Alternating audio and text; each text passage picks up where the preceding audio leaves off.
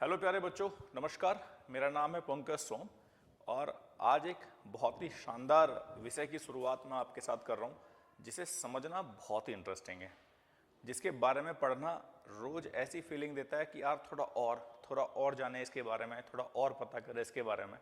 तो प्यारे बच्चों, जो क्लास शुरू हो रही है वो विश्व के भूगोल से शुरू हो रही है, वर्ल्ड ज्योग्राफी से क्लास शुरू हो रही है। और चाहे आप किसी भी एग्जाम की तैयारी कर रहे हो, चाहे आप एनडीए की तैयारी कर रहे हो, सीडीएस की तैयारी कर रहे हो, स्टेट पीसीएस की तैयारी कर रहे हो, पुलिस के एग्जाम की तैयारी कर रही हो, आपको इस क्लास से 100% कुछ ना कुछ एग्जाम में जरूर मिलेगा। एनडीए सीडीएस के लिए तो रामबाण क्लास रहने वाली है। जब मैं सोचा कि मेरे को ऑनलाइन अब ज्योग्राफी पढ़ाना है बच्चों के लिए, तो मेरे मन में भी कई तरह के सवाल चलते रहे कि यार कहाँ से शुरू करूँ पढ़ाना, कितना बच्चों को पता होगा, कितना नहीं पता होगा। तो जब मैंने अपने कॉन्शियसनेस से सवाल पूछा कि मुझे कहाँ से शुरू करना चाहिए, तो फिर मुझे समझ में आया कि तू जो भी फैक्ट आता है उसका डिटेल्ड एक्सप्लेनेशन कर। बच्चे को जो समझना होगा बच्चा उसे समझेगा, उसे अगर वो पता होगा तो वो फास्ट फॉरवर्ड करके आगे निकल जाएगा, लेकिन जिसे नहीं पता होगा उसके लिए वो बहुत इंपॉर्टेंट साबित होगा। तो प्यारे बच्चों, आज की क्लास में यूनिवर्स से जुड़ा हुआ एक टॉपिक मैं शुरू कर रहा हूँ जिसका नाम है कि तारा बनता कैसे है। आपने देखा होगा जब हम घर पे होते हैं, रात को अपने टेरेस पे होते हैं, छत पे होते हैं और हम आकाश की तरफ देखते हैं तो हमें बहुत टिमटिमाते हुए ट्विंकलिंग स्टार्स दिखाई देते हैं। बहुत सारे तारों को देख के हमारे मन में ये बात भी आती है कि यार इतना छोटा सा स्टार। लेकिन सच्चाई, चूंकि अब आप मैच्योर हैं तो आपको समझ में आ गया वो दिखने वाला इतना छोटा सा स्टार नहीं है, वो बहुत बड़ा स्टार है। और वो इतना बड़ा स्टार है कि आपकी उम्मीदों से भी वो परे है स्टार। तो आज उसी के बारे में हम यहाँ क्लास में चर्चा करेंगे कि कोई तारा बनता कैसे। आपको ये तो पता ही होगा, नहीं पता होगा तो आने वाले समय में मेरे और लेक्चर इस बारे में आएंगे और वो भी आपको इसके बारे में डिटेल्ड आपको इंफॉर्मेशन देंगे। क्या इंफॉर्मेशन देंगे कि जो हमारी गैलेक्सी है, जॉर्ज लेमेंटेयर ने बिग बैंग थ्योरी दी, ठीक है, उससे पता लगा, उससे एक अनुमान दुनिया के सामने जो अब तक सबसे मान्य मत है, जो सबसे ज्यादा लोग मानते हैं, वो जॉर्ज लेमेंटियर का बिग बैंग मानते हैं। जैसी हमारी गैलेक्सी है, मंदाकिनी जिसे हम कहते हैं, मिल्की वे जिसे हम कहते हैं, ऐसी लगभग 100 अरब आकाशगंगाएं हमारे ब्रह्मांड में हैं। और इन 100 अरब आकाशगंगाओं में एक हमारी आकाशगंगा है जिसका नाम मिल्की वे है। और इस मिल्की वे में जैसा हमारा सूर्य है ऐसे अरबों सूर्य हैं। और आपकी जानकारी के लिए बता दूं कि सूरज भी एक तारा ही है, सन इज ऑल्सो ए स्टार। ये तारा बनता कैसे है, होता क्या है इस तारे में, तो इस मामले में मैं आपके साथ चर्चा करूंगा और मैं आपको इसके बारे में पूरी एक्सप्लेनेशन दूंगा। जो लाइफ साइकिल है एक तारे का, जैसे एक इंसान का जीवन होता है, आप देखते हैं वो जिस तरह से काम करता है अपने लाइफ में, पैदा होता है ना, उसके बाद अपने सारे कार्य करता है, उसके बाद जीवन के अंत समय में आके उसकी मृत्यु हो जाती है। उसी तरीके से जो तारा है उसकी भी एक लाइफ साइकिल है। और वो लाइफ साइकिल क्या कहती है? वो लाइफ साइकिल ये कहती है प्यारे बच्चों कि ये हमारी गैलेक्सी है और जब आप इस गैलेक्सी को देखेंगे तो इस गैलेक्सी में या किसी भी गैलेक्सी में ये जो व्हाइट वाला पोर्शन आपको दिखाई दे रहा है, ये जो व्हाइट वाला पोर्शन आपको दिखाई दे रहा है, ये व्हाइट वाला पोर्शन, ये बेसिकली क्लाउड्स ऑफ गैसेस हैं, गैसों के बने हुए ये क्लाउड हैं। और एक बार स्क्रीन चेक कर लेना। और जो ये क्लाउड्स हैं ये बने हुए हैं गैसों के, और जब ये गैसों के बने हुए हैं तो डेफिनेटली इनमें क्या होता है, ये अफेक्ट होते हैं, ये प्रभावित होते हैं। अब आप पूछेंगे सर ये प्रभावित कैसे होते हैं, तो यहां पर सबसे पहले आपको एक बात समझ लेनी है कि पूरा ब्रह्मांड गतिशील है। आपने बचपन में ही 3rd 4th 5th क्लास में ये पढ़ लिया होगा कि जो हमारी अर्थ है वो चक्कर काट रही है सूर्य के। उसके बाद आपने ये भी पढ़ लिया होगा कि हमारी अर्थ अपने एक्सिस पे भी घूमती है, तो इसका मतलब हमारी जो पृथ्वी है वो गतिमान है। उसी तरीके से हमारा सूरज भी गतिमान है, वो हमारी गैलेक्सी के चक्कर काट रहा है। प्यारे बच्चों, हमारी गैलेक्सी भी गतिमान है ब्रह्मांड के अंदर। तो जब सब कुछ गतिमान है तो ये जो क्लाउड्स हैं, ये क्लाउड्स क्योंकि रोटेशन की वजह से, घूर्णन की वजह से जब ये क्लाउड्स घूमने शुरू होते हैं तो इनमें ग्रेविटेशनल, गुरुत्वाकर्षण बल की वजह से इनके अंदर जो है ये क्लाउड्स प्रभावित हो जाते हैं और उस ग्रेविटेशन की वजह से न्यूक्लियर फ्यूजन, जिसे हिंदी में नाभिकीय संलयन कहते हैं, जिसे हिंदी में नाभिकीय संलयन कहते हैं, वो उसमें प्रक्रिया शुरू हो जाती है। आपको पता होगा नाभिकीय संलयन वो प्रक्रिया है, nuclear fusion is that process from which huge amount of energy comes out. क्यों? क्योंकि हाइड्रोजन जो है वो हीलियम में कन्वर्ट होना शुरू हो जाता है। जब हाइड्रोजन हीलियम में कन्वर्ट होना शुरू हो जाता है तो इसी प्रोसेस में तारे का निर्माण होता है। समझे? एक बार फिर से क्विक देखेंगे। क्या कहा मैंने? गैलेक्सी रोटेट करती है। जब गैलेक्सी रोटेट करती है, गैलेक्सी भी घूम रही है, तो जो उसके अंदर क्लाउड्स हैं वो प्रभावित होते हैं और क्योंकि वहां पे गुरुत्वाकर्षण बल काम करता है, उसकी वजह से क्या होता है, वहां पे न्यूक्लियर फ्यूजन स्टार्ट हो जाता है, नाभिकीय संलयन स्टार्ट हो जाता है, जिसकी वजह से जो हाइड्रोजन है वो हीलियम में कन्वर्ट होना शुरू हो जाता है और इस प्रकार जो है तारे का निर्माण हो जाता है। मुझे पूरी उम्मीद है यहां तक आपको बात समझ में आई होगी। उसके बाद क्या होता है? उसके बाद जो हमारा तारा है, उस तारे में क्या होता है, जो उसके सेंटर में हाइड्रोजन होती है वो समाप्त हो जाती है। लेकिन इसकी बाह्य परतों में न्यूक्लियर फ्यूजन चलता रहता है, लेकिन इसकी जो सेंटर होता है उसमें हाइड्रोजन समाप्त हो जाती है और ये धीरे धीरे जब ठंडा होता है तो इसका जो रंग है वो लाल हो जाता है और इसीलिए इसे लाल रक्त दानव या इसको रेड जायंट कहते हैं। तो तारा, अगर स्टेट यहां तक समझें तो पहले गैलेक्सी के अंदर क्लाउड्स ग्रेविटेशनल फोर्स की वजह से अफेक्टेड, क्योंकि रोटेशन गैलेक्सी भी कर रही है, वहां पे न्यूक्लियर फ्यूजन शुरू हो जाता है। न्यूक्लियर फ्यूजन शुरू हुआ तो जो H2 है वो हीलियम में कन्वर्ट हो जाता है। जब H2 हीलियम में कन्वर्ट होता है तो तारे का निर्माण हो जाता है। तारे के निर्माण होने के बाद एक समय तो ऐसा आएगा कि एनर्जी तो समाप्त होगी, कन्वर्ट होगी, तो उसका सेंटर का जो H2 है वो समाप्त होने लगता है, तो तारा धीरे धीरे ठंडा होने लगता है और वो ठंडा होकर रेड जायंट, लाल रक्त दानव बन जाता है। क्या बन जाता है प्यारे बच्चों? को लाल रक्त दानव बन जाता है। अगर आपको वीडियो से रिलेटेड कोई भी प्रॉब्लम लगे कि सर मुझे वाला पॉइंट यहां से यहां तक समझ में नहीं आ रहा है, तो टेलीफोनिक कन्वर्सेशन की सुविधा आपके पास है, जो डिस्क्रिप्शन में नंबर है, वहां आप हमें फोन करके भी पूछ सकते हो। वहां भी हमारी टीम पूरी कोशिश करेगी आपके साथ मुझे कनेक्ट करने की और मैं आपसे बात करूंगा और मैं आपको उसे ऑन फोन भी समझाने की कोशिश करूंगा। बस आप अपने सजेशंस कमेंट बॉक्स में डालते रहिए कि सर इस वीडियो में ये अच्छा लगा, ये बढ़िया था, ये पॉइंट और क्लियर हो जाता तो बेहतर था। क्योंकि उससे क्या होगा ना, उससे होगा क्या कि जब मैं अगली क्लास लेने आऊंगा और मैं पिछली क्लास का रिवीजन कराऊंगा तो आपको उसमें बहुत हेल्प हो जाएगी।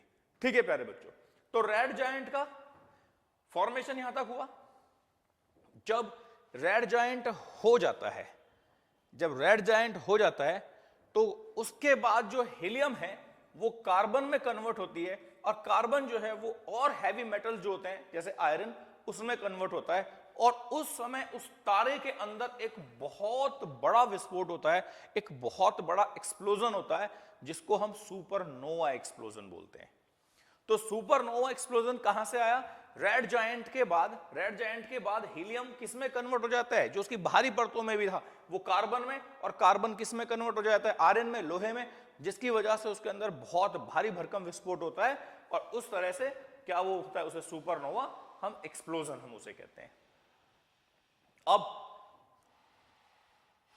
जब उसमें विस्फोट हो जाता है तो उसकी जो न्यूक्लियर एनर्जी है, वो न्यूक्लियर एनर्जी जो है वो समाप्त हो जाती है।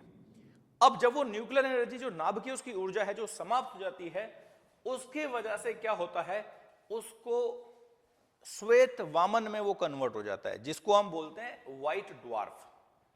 लेकिन यहां पे आपको एक बात और समझनी पड़ेगी, और वो समझने वाली बात क्या है कि यहां पर मैंने लिखा है 1.4 ms is equal to white dwarf greater than या उससे स्मॉल। अब इसमें सर ये आपने क्यों लिखा? सबसे पहले तो आप पूछेंगे सर ms क्या है, तो सबसे पहले जो ms है वो है mass of sun, mass of the sun ms है। अब हो सकता है आप मेरे से क्वेश्चन पूछ लें कि सर मास ऑफ द सन कितना होता है? हाँ, ये तो बढ़िया क्वेश्चन है भाई। मास ऑफ द सन जो है, जो सूर्य का द्रव्यमान होता है वो कितना होता है? तो सूर्य का जो द्रव्यमान होता है वो अर्थ का 3,32,000 गुना होता है। अब फिर से आप क्वेश्चन पूछेंगे तो सर साथ के साथ जरा पृथ्वी का द्रव्यमान भी बता दीजिए कितना होता है। तो जो पृथ्वी का द्रव्यमान होता है वो 5.97 इंटू 10⁻24 टन होता है। तो एग्जैक्टली जो हमारे सन का जो मास है वो हमारा कितना हुआ? 5.97 इंटू 10⁻24 इंटू 3,32,000। सारे कैलकुलेटर फेल हो जाएंगे, ऐसा कोई कैलकुलेटर नहीं बना जो इसकी गुना कर दे, ठीक है? तो सारे कैलकुलेटर फेल हो जाएंगे इसकी गुना में। ये हमारे सन का मास है, ठीक है सर? यहां तक बात क्लियर हो गई। अब यहां आ जाइए वापस। 1.4 ms बेसिकली 1.44 है। 1.44 ms यानी मास ऑफ द सन, यानी लगभग 1.5 सूर्य मान लीजिए, एक सूर्य 1.5 सूर्य मान लीजिए। अगर इस व्हाइट ड्वार्फ का, इस स्टार का मास 1.4 ms से कम है या उसके बराबर है, तो ये बनेगा क्या? ये बन जाएगा श्वेत वमन। क्या बन जाएगा ये बन जाएगा श्वेत वमन। क्या कहा मैंने? अगर इस व्हाइट ड्वार्फ का जो मास है वो 1.4 ms से कम है या बराबर है, तो ये बन जाएगा श्वेत वमन। इसे व्हाइट ड्वार्फ हम बोलेंगे, ठीक है? अगर ज्यादा है तो क्या होगा? अगर ज्यादा है तो मान लीजिए 100% ब्लैक होल बनेगा। डिस्कस करेंगे आगे। अब क्या होता है, आइए 1.44 ms पे। अब इस महान हस्ती को जरा पहचान लीजिए। ये महान हस्ती है एस चंद्रशेखर, सुब्रमण्यन चंद्रशेखर इनका नाम है। ये एक वैज्ञानिक है, एक वैज्ञानिक थे, और 1983 में इन्हें नोबेल प्राइज फिजिक्स का दिया गया। इस व्यक्ति ने बहुत दिन पहले बता दिया था कि जो स्टार की अगली अवस्था white dwarf, black dwarf, red giant, super giant क्या क्या होती है, इस व्यक्ति ने बता दिया था। एज यू नो, जल्दी से ये जो गोरे हैं हमारी बातों पे विश्वास करते नहीं है, अमेरिकन वगैरह जो होते हैं, लेकिन बाद में फिर ये चाटते हैं। तो इन्होंने क्या किया, इनकी बात मानी, और इसलिए इस पॉइंट का नाम चंद्रशेखर लिमिट के नाम पे ही रखा गया, 1.44 ms। तो मुझे पूरी उम्मीद है ये भी आपको क्लियर हुआ होगा। अब उसके बाद क्या आता है, जो न्यूट्रॉन स्टार है या जो पल्सर है, अब वो कैसे बनता है, अब उसके बारे में भी आपको पता होना चाहिए। अब होता क्या है, यहां पे जो इलेक्ट्रॉन है, न्यूट्रॉन स्टार या पल्सर बनता कैसे है? न्यूट्रॉन नाम ही न्यूट्रॉन है, यानी क्योंकि ये बहुत तेज गति से घूमता है, तो जो इसके अंदर इलेक्ट्रॉन होते हैं, वो न्यूक्लियस छोड़ के चले जाते हैं because of the heavy speed, और इसके अंदर यहां रह जाते हैं केवल न्यूट्रॉन। तो इसलिए हमने इसका नाम जो रखा, वो हमने इसका नाम न्यूट्रॉन या हमने इसका नाम पल्सर रखा है। क्या रखा है हमने? इसका नाम पल्सर रखता है। लेकिन पल्सर बाइक की बात नहीं कर रहा हूं, PULSAR। अब उसकी स्पेलिंग क्या होती है वो मुझे पता नहीं, ठीक है? तो इसको न्यूट्रॉन स्टार या पल्सर कहने के पीछे का क्या रीजन है कि इसके न्यूक्लियस में जो इलेक्ट्रॉन होते हैं वो बहुत तेज गति की होने की वजह से वो न्यूक्लियस छोड़ के भाग जाते हैं और इसके अंदर केवल न्यूट्रॉन रह जाते हैं। अब चूंकि इसका जो वैल्यू है वो ms लिमिट से ज्यादा है, तो धीरे धीरे क्या होता है, धीरे धीरे स्क्वीज होना शुरू हो जाता है, संकुचित होना शुरू हो जाता है। ये भी इसके अंदर की एनर्जी धीरे धीरे समाप्त होनी शुरू हो जाती है और बहुत ये सिकुड़ने लगता है। Yes, this is the state of black hole. और इसी को हम कहते हैं कि अब तारा क्या बन गया है, अब तारा ब्लैक होल बन गया है।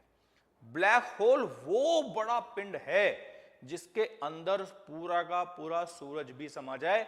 मतलब गैलेक्सी तो क्या समाएंगी, लेकिन पूरे के पूरे सूरज समा सकते हैं और उसकी लाइट, एक भी कण उसका लाइट का बाहर नहीं आ सकता। You can see this is the black hole. ये आप देख लीजिए पिक्चर, इसको ब्लैक होल, कृष्ण छिद्र, हिंदी वाले मेरे बच्चे इसको क्या लिखेंगे, कृष्ण छिद्र लिखेंगे। इसको ही कहते हैं ब्लैक होल या इसको कहते हैं कृष्ण छिद्र। अब एक डायग्राम से मैंने आपको फिर से समझाने की कोशिश की है, इसे आप समझिए, ठीक है। ये स्टेलर क्लाउड विद प्रोस्टार्स है, स्मॉल स्टार, रेड जायंट, फिर एक्सप्लोजन और क्या बना, व्हाइट ड्वार्फ। उसके बाद बड़ा स्टार, रेड सुपर जायंट बना, सुपरनोवा फिर से हुआ यहां पे, और यहां पे न्यूट्रॉन या वो क्या बना, वो पहले न्यूट्रॉन बना, और जब न्यूट्रॉन से इलेक्ट्रॉन भी सारे चले गए और धीरे धीरे ठंडा होने लगा तो फिर ये क्या बना, ये बना ब्लैक होल। ये एक तारे की कहानी है।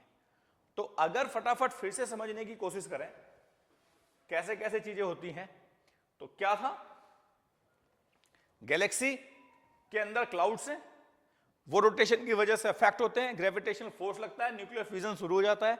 न्यूक्लियर फ्यूजन होने की वजह से जो नाभिक का हाइड्रोजन है वो हीलियम में कन्वर्ट होना शुरू हो जाता है और इस तरह से तारे का निर्माण होता है।